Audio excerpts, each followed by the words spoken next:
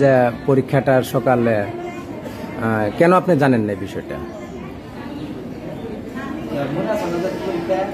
আজকে যে পরীক্ষাটা আপনি জানেন না? জি জানি পরীক্ষা। তাহলে পরীক্ষা শেষ হওয়ার আধা ঘন্টা আগে আপনি আসছেন, 10 মিনিট আগে।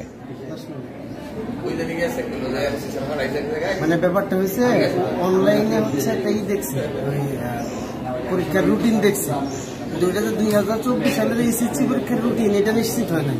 ওইটার মধ্যে লেখা হচ্ছে 2টা থেকে 5টা।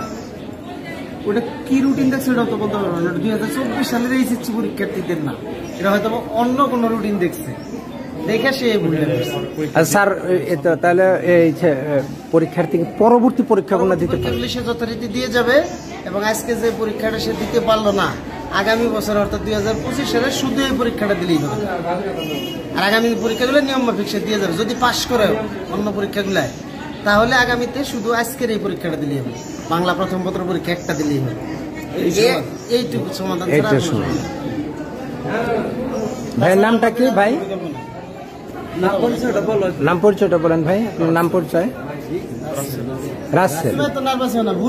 না এটা কিছু না, ভুল হয়েছে। একটা দুর্ঘটনা হতেই পারে, এটাকে তুমি মেনে নিয়ে সামনের পরীক্ষাগুলি তুমি ভালোভাবে দেবো। হ্যাঁ, আর একটা রুটিন আজকে নিয়ে যাবা। কলেজ গেটে যে কম্পিউটার দোকানের রুটিন আছে, কলেজে নোটিশ বোর্ডের রুটিন আছে, যে কোনো জায়গাতে একটা রুটিন তুমি নিয়ে যাও, আর এরপরের পরীক্ষাগুলি সুন্দরভাবে দাও। ঠিক আছে? আর এটাকে ভাগ্য হিসাবে মেনে নাও যে এর মধ্যে কোনো মঙ্গল থাকতে পারে। আল্লাহর উপরে এই ভরসা রাখো যে এর মধ্যে আমার কোনো মঙ্গল থাকতে পারে। ঠিক আছে, যাও।